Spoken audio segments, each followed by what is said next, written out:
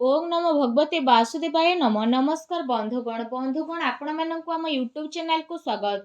बंधुगण आज भिडियो आमे आपण मानक कहवाक जाऊँ 25 और 26 तारीखर दिन आपणकर किपरि सब्यस्त हेबो ता सहित जदि कहबा ए दुई दिन रे ଆପଣଙ୍କ ପାଇଁ ବିଶେଷ ଭାବରେ କିପରି ସ୍ଥିତି ରହିବ, କେଉଁ ସବୁ ଜିନିଷରେ ଆପଣଙ୍କୁ ଫାଇଦା ହେବ, କେଉଁ ସବୁ ଜିନିଷରେ ଆପଣଙ୍କୁ ସାବଧାନତା ଅବଲମ୍ବନ କରିବାକୁ ପଡ଼ିବ, ଆପଣଙ୍କର ଲଭ୍ ଲାଇଫ୍ କିପରି ରହିବ, କ୍ୟାରିୟର କିପରି ରହିବ, ବିଜନେସ୍ ଆଉ ବ୍ୟାପାର କିପରି ରହିବ, ତା ସହିତ ସ୍ୱାସ୍ଥ୍ୟର ମହତ୍ତ୍ୱପୂର୍ଣ୍ଣ ଇନଫର୍ମେସନ୍ ମଧ୍ୟ ଆମେ ଆପଣମାନଙ୍କୁ ଭିଡ଼ିଓରେ କହିବୁ। ଆଉ ଏ ଭିଡ଼ିଓ ଶେଷରେ ଆମେ ଆପଣମାନଙ୍କୁ କିଛି ଉପାୟ ବିଷୟରେ ମଧ୍ୟ କହିବୁ, ଯାହାଦ୍ୱାରା ଆପଣ ଏ ଦୁଇ ଦିନକୁ ଆହୁରି ଅଧିକ ଶୁଭ ଓ ମଙ୍ଗଳଦାୟକ ସାବ୍ୟସ୍ତ କରିପାରିବେ। ଆଗକୁ ଭିଡ଼ିଓ ଆରମ୍ଭ କରିବା ପୂର୍ବରୁ ଆମର ଆପଣଙ୍କୁ ରିକ୍ୱେଷ୍ଟ, ଯଦି ଆପଣ ଆମର ଏ ଚ୍ୟାନେଲରେ ନୂଆ କରି ଆସିଛନ୍ତି ଚ୍ୟାନେଲକୁ ସବସ୍କ୍ରାଇବ୍ କରନ୍ତୁ, ସାଙ୍ଗରେ ନୋଟିଫିକେସନ୍ ବେଲ୍କୁ ମଧ୍ୟ ଅନ୍ କରନ୍ତୁ, ଯାହାଦ୍ୱାରା ସମୟ ସମୟରେ ସହ ନୂଆ ନୂଆ ଭିଡ଼ିଓର ନୋଟିଫିକେସନ୍ ଆପଣଙ୍କୁ ମିଳିଯିବ। ତ ଆସନ୍ତୁ ଜାଣିବା କିପରି ରହିବ 25 ଆଉ 26 ତାରିଖର ଦିନ ଆପଣଙ୍କ ପାଇଁ। ଯଦି ସବୁଠାରୁ ପ୍ରଥମେ ଆମେ ଆପଣମାନଙ୍କୁ କହିବୁ ବିଶେଷ ଭାବରେ କି କ'ଣ ଆପଣଙ୍କ ପାଇଁ ଏ ଦୁଇ ଦିନରେ ବିଶେଷ ଭାବରେ ପଜିଟିଭ୍ ରହିବା ପାଇଁ ଯାଉଛି। ଯଦି କହିବା ଫ୍ରେଣ୍ଡସ୍, ଘର ପରିବାରରେ ଦୁଇ ଦିନରେ କୌଣସି ଶୁଭ କାର୍ଯ୍ୟ ସମ୍ପନ୍ନ ହେବାର ବିଶେଷ ସମ୍ଭାବନା ବନୁଛି। ପରିବାରର ଉତ୍ସବର ମାହୋଲ ମଧ୍ୟ ଆପଣଙ୍କର ବନିବ। ସନ୍ତାନ ପକ୍ଷକୁ ନେଇ ଏ ଦିନରେ ଆପଣଙ୍କର ଚିନ୍ତା ମଧ୍ୟ ବଢ଼ିପାରେ ତଥା ଆପଣଙ୍କୁ କୌଣସି ବି ପ୍ରକାରର କୌଣସି ସହଯୋଗ ପ୍ରାପ୍ତ ହେବାର ବିଶେଷ ଭାବରେ ଭଲ ସମ୍ଭାବନା ବନୁଛି। ଏମିତିରେ ଭାବି ଚିନ୍ତି ରଣନୀତି ନେଇକି କାର୍ଯ୍ୟ ଆପଣ କରନ୍ତୁ, ଯାହାଦ୍ୱାରା ଘରେ ଆପଣଙ୍କର ପଦପ୍ରତିଷ୍ଠା ବଢ଼ିବ। ଏହା ସହିତ ଆପଣଙ୍କର କୌଣସି ସ୍ୱପ୍ନ ମଧ୍ୟ ସାକାର ହେବାକୁ ଯାଉଛି। ସେଥିପାଇଁ ନିଜର କାର୍ଯ୍ୟ ଉପରେ ପୁରା ରୂପରେ ଆପଣ ଧ୍ୟାନ କେନ୍ଦ୍ରିତ କରନ୍ତୁ। କୋଉଠି ପୁଞ୍ଜି ନିବେଶ କରିବା ଆପଣଙ୍କ ପାଇଁ ଫାଇଦାମାନ ସାବ୍ୟସ୍ତ ହୋଇପାରେ।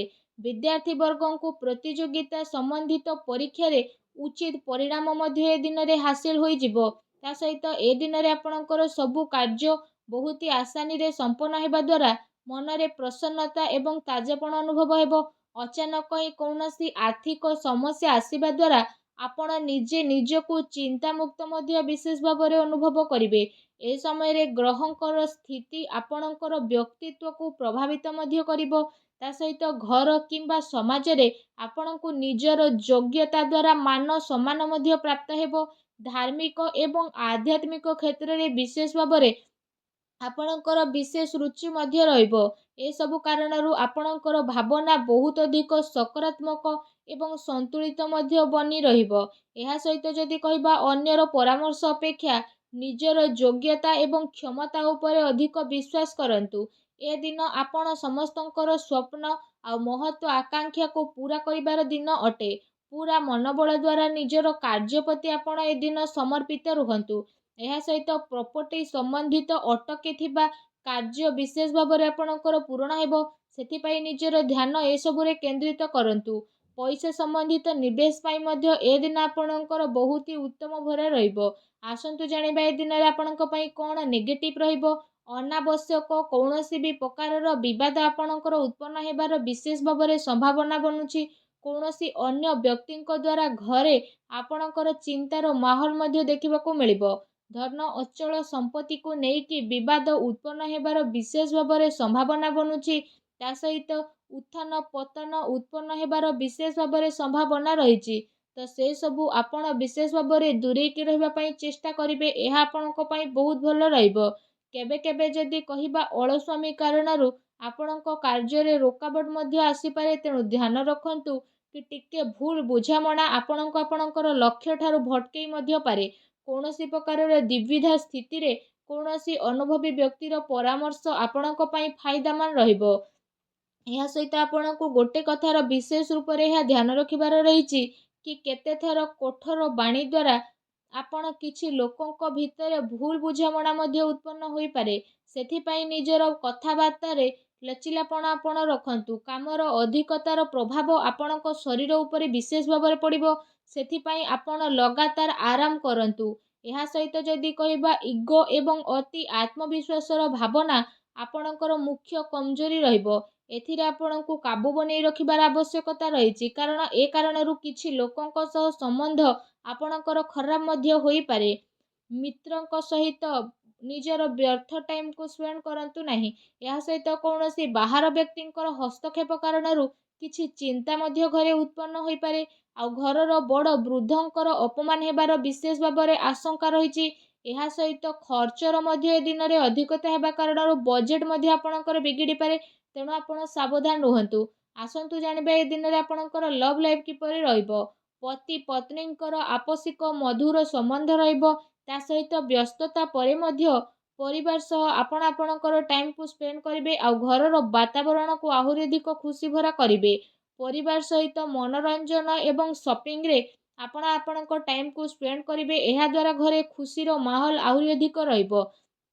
ତା ସହିତ ଅବିବାହିତ ଲୋକଙ୍କ ପାଇଁ ଏ ଦିନରେ କୌଣସି ଭଲ ପ୍ରସ୍ତାବ ମଧ୍ୟ ଆସିପାରେ, ଯାହାଦ୍ୱାରା ଆପଣଙ୍କ ମନ ବହୁତ ହି ପ୍ରସନ୍ନ ରହିବ। ଆସନ୍ତୁ ଜାଣିବା ଏ ଦିନରେ ଆପଣଙ୍କର ବ୍ୟବସାୟିକ କ୍ୟାରିୟର କିପରି ରହିବ। ପୂର୍ବ କିଛି ଦିନରୁ ଯେଉଁ ବିଜନେସ୍ ପାର୍ଟିରେ ଆପଣଙ୍କର ଭଲ କଥାବାର୍ତ୍ତା ଚାଲି ଆସୁଥିଲା, ଯଦି କହିବା ଏବେ ସେ ସବୁର ବହୁତ ଭଲ ପରିଣାମ ଆପଣଙ୍କୁ ସାମ୍ନାକୁ ଆସିବ। ମହତ୍ତ୍ୱପୂର୍ଣ୍ଣ ଉପଲବ୍ଧି ଏ ଦିନରେ ଆପଣଙ୍କୁ ପ୍ରାପ୍ତ ମଧ୍ୟ ହେବ। ଚାକିରି କରୁଥିବା ବ୍ୟକ୍ତିଙ୍କର କୌଣସି ଟାର୍ଗେଟ ପୂରା ହେବା ଦ୍ୱାରା ଆପଣଙ୍କର ଦିନ ଖୁସି ରହିବ। ବ୍ୟବସାୟିକ ସ୍ଥଳରେ ଆପଣଙ୍କର ଯଦି କହିବା ସ୍ଥିତି ବଢ଼ିବ। କର୍ମଚାରୀଙ୍କର ନିଜର କାର୍ଯ୍ୟ ପ୍ରତି ପୁରା ରୂପରେ ସମର୍ପଣ ଭାବ ମଧ୍ୟ ଦେଖିବାକୁ ମିଳିବ, ଯାହାଦ୍ୱାରା କାମ ସମୟରେ ସହ ଆପଣଙ୍କର ପୁରା ମଧ୍ୟ କରିବା ପାଇଁ ନଜର ଆସିବ। ଏହା ସହିତ ଯଦି ବିଶେଷ ଭାବରେ କହିବା ପ୍ରପର୍ଟି ବ୍ୟବସାୟରେ ଜଡ଼ିତ ବ୍ୟକ୍ତିବିଶେଷଙ୍କର କୌଣସି ବଡ଼ ଡିଲ୍ ହେବାର ସମ୍ଭାବନା ରହିଛି। ଏହା ସହିତ ପବ୍ଲିକ୍ ଡିଲିଂରେ ମଧ୍ୟ ବିଶେଷ ଭାବରେ ଆପଣଙ୍କୁ ଲାଭ ମିଳିବ। ଚାକିରି କରୁଥିବା ବ୍ୟକ୍ତିବିଶେଷଙ୍କୁ କୌଣସି ଅଫିସିଆଲି ଯାତ୍ରା କରିବା ପାଇଁ ପଡ଼ିପାରେ।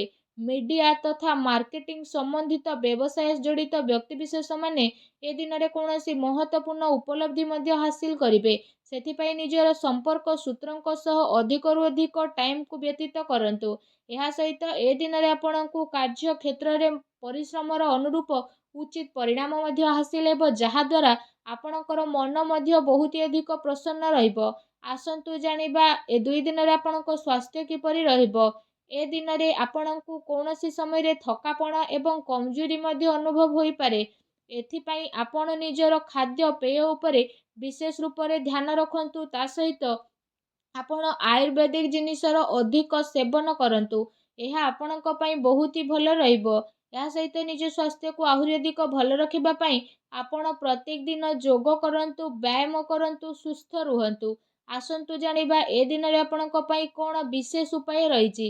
ଏ ଦିନରେ ଆପଣ ସ୍ନାନ ଆଦି ବିଶେଷ ଭାବରେ କରିସାରିବା ପରେ ଭଗବାନ ଶ୍ରୀରାମଙ୍କ ମନ୍ଦିରକୁ ଯାଆନ୍ତୁ ଏବଂ ସେଠି ଡାହାଣ ହାତର ଆଙ୍ଗୁଠିରେ ଭଗବାନ ହନୁମାନଙ୍କର ମୁଣ୍ଡରେ ସିନ୍ଦୁର ଲଗାନ୍ତୁ। ଆଉ ସୀତା ମାତାଙ୍କ ଚରଣରେ ଲଗାନ୍ତୁ ଏବଂ ନିଜର ମନୋକାମନାକୁ ମାଗନ୍ତୁ। ଏପରି କରିବା ଦ୍ୱାରା ଭଗବାନ ବଜରଙ୍ଗବାଲି ବହୁତ ଶୀଘ୍ର ପ୍ରସନ୍ନ ହେବେ। ଆଉ ଆପଣଙ୍କର ସମସ୍ତ କଷ୍ଟକୁ ଦୂର କରିବେ ଏବଂ ଆପଣଙ୍କର ସବୁ ମନୋକାମନାକୁ ମଧ୍ୟ ପୂରଣ କରିବେ। ଏ ପ୍ରକାରରେ ଉପାୟକୁ ଆପଣ ଅବଶ୍ୟ କରନ୍ତୁ। ଆପଣଙ୍କୁ ଅବଶ୍ୟ ହିଁ ଲାଭର ପ୍ରାପ୍ତି ହେବ। ଭଗବାନ ବଜରଙ୍ଗବାଲିଙ୍କ ଆଶୀର୍ବାଦ ଆପଣଙ୍କୁ ପ୍ରାପ୍ତ ହେଉ। ସଚ୍ଚା କମେଣ୍ଟ ବକ୍ସରେ ଜୟ ବଜରଙ୍ଗବାଲି ଅବଶ୍ୟ ଲେଖନ୍ତୁ ଓ ଭିଡ଼ିଓକୁ ଲାଇକ୍ କରିବା ପାଇଁ ଆଦୌ ବି ଆପଣ ଭୁଲନ୍ତୁ ନାହିଁ। ଧନ୍ୟବାଦ।